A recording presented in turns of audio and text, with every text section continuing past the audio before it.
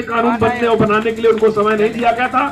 उनके पास 9 भाषा में ज्ञान था, किसी के पास आज तक 9 भाषा में एक व्यक्ति के पास ज्ञान नहीं है। उनके पास 32 डिग्री थी, अभी तक किसी के पास डिग्री ही नहीं उतना, इसलिए उनको कानून बनाने का अधिकार दिया गया। नहीं, इतने ज्यादा मनुवादी व्यवस्था के लोग थे कि हमारा देश आजाद हो गया था जब 75 वर्ष पर हम लोग अभी नहीं बोल पा रहे हैं, इतने दिनों के बाद भी। तो उस समय क्या स्थिति रही होगी, वो दोनों हाथों से टाइप करते थे और जितना ज्ञान था राजनीतिक, सामाजिक, आर्थिक, कि उनसे ज्यादा किसी के पास विवेक नहीं था। इसलिए उन्हें संविधान लिखने का अधिकार दिया गया और जब उन्होंने संविधान लिखा तो समाज के हर एक व्यक्ति को अधिकार दिया। ऐसा कोई व्यक्ति नहीं है, किसी जाति का हो, किसी धर्म का हो, किसी क्षेत्र का हो, किसी समुदाय का हो, किसी के साथ किसी भी प्रकार का शोषण करने का अधिकार उन्होंने नहीं दिया। उनको जब अधिकार मिला तो हर एक व्यक्ति को, पशुवत जिंदगी जीने वाले, पिछड़े, अल्पसंख्यक, शोषित, पीड़ित, वंचित, सभी जातियों के, सभी धर्मों को समान रूप से अधिकार दिया। सभी लोगों को शिक्षा का अधिकार दिया, सभी लोगों को घूमने का, टहलने का, नौकरियों में आरक्षण का, प्रमोशन का, सिलेक्शन का, सारे अधिकारों से सबको परिपूर्ण कर दिया। ये बात अभी तक लोगों को संविधान का पच नहीं रहा है, वो लोग अभी भी संविधान को खत्म करना चाहते हैं। हम लोग अपने पुरजोर बल के साथ ये देते हैं कि हम सरकार से ये बताना चाहते हैं कि हमें हमारा संविधान बाबा साहब का ही चाहिए, दूसरा कोई संविधान नहीं चाहिए। हमको इस संविधान से अलावा कोई नहीं दिला सकता। बाबा साहब का संविधान विश्व में कोई आज तक नहीं काट पाया। विश्व की बात मैं कर रहा हूँ, भारत देश की बात नहीं कर रहा हूँ। तो ये संविधान सर्वोत्तम है, इससे ज्यादा उत्तम कोई संविधान नहीं हो सकता।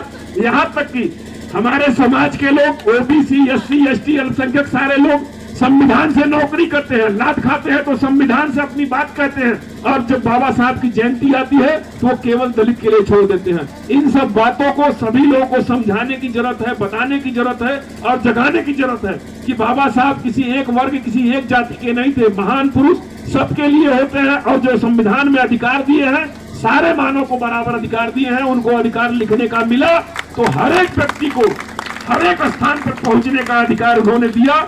जितने पीड़ित थे, शोषित थे, वंचित थे, बांट दिया इस धरती पर। चांद सितारों का क्या होगा, नदियों के कुछ नाम रखे, बहती धारों का क्या होगा।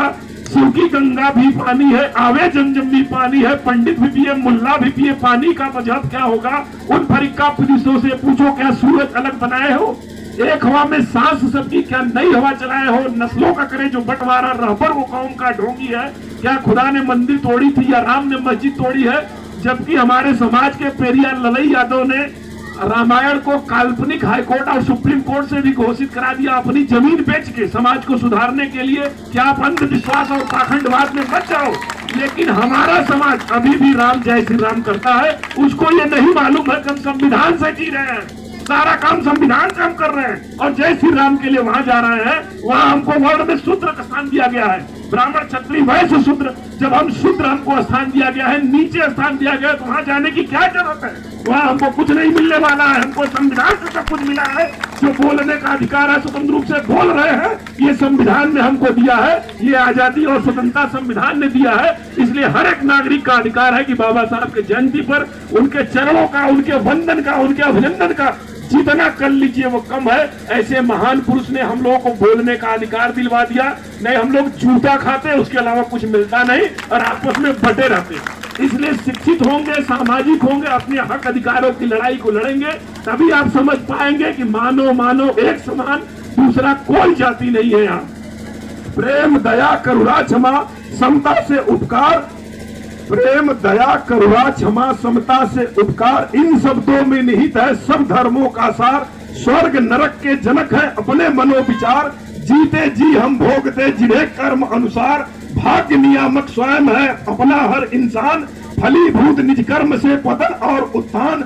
मतरक औरों के अहित आस्तीन में साफ, जीवन भर सुख की जगह मिलता भय संताप। जितना बांटो प्रेम धन बढ़ता उतना कोष, इससे अवगत यदि नहीं संस्कार का दोष। राहे चाहे वो अलग मंजिल सबका एक, भटका फिरता है वही जिसमें नहीं विवेक। सारी दुनिया एक है भिन्न भिन्न रंग रूप, मगर कूप मंडूक ने देखी कभी न धूप। तो साथियों, हर एक व्यक्ति, हर एक मानव मानव है केवल, दूसरी कोई जाति इस धरती पर नहीं है। इसको समझने की, बताने की, जगाने की जरूरत है। और सभी नौजवान साथियों का ये अधिकार है कि सभी साथियों को बताए कि यहाँ केवल मानव है। दूसरी जात महिला की जात है, दूसरी जात पुरुष की जात है, तीसरी कोई जाति नहीं है। केवल महिला और पुरुष दो जाति है इस पूरे धरती पर। तो हम सभी लोगों को ये बात जानने की जरूरत है। यहाँ अपने हक अधिकार, आज देश की स्थिति यह है कि 27,000 विद्यालय को बंद कर दिया गया। हम सभी लोग संविधान के रहते हुए भी उसको रोक नहीं पा रहे हैं। सरकारी विद्यालय में कौन पढ़ रहा है? हमारे लोग पढ़ रहे हैं। जो पीड़ित है, शोषित है, वंचित है, वही लोग सरकारी विद्यालय में पढ़ रहे हैं। ये तानाशाही सरकार उस विद्यालय को बंद कर रही है। वो जान रही है अगर शिक्षित होगा तो अपने हक और अधिकार की लड़ाई लड़ेगा। इसलिए हम सभी लोगों को समझने की जरूरत है कि हमारा अधिकार और हमारा संविधान, हमारा लोकतंत्र बचा रहेगा। आज हम सभी लोगों का वोट अधिक है और लोकतंत्र ईवीएम के सहारे गला घोट करके हमारे अधिकारों को छीना जा रहा है। हम सभी लोगों का वोटों का कोई मतलब नहीं है। इन सभी बातों को सभी साथियों को, सभी नौजवान युवा साथियों को समझने की आवश्यकता है और इसकी लड़ाई लड़ने की जरूरत है। हम सभी लोग जब शिक्षित होंगे, अपने हक और अधिकार को जानेंगे, तभी ये समझ पाएंगे कि हमारे साथ किस तरीके से शोषण हो रहा है।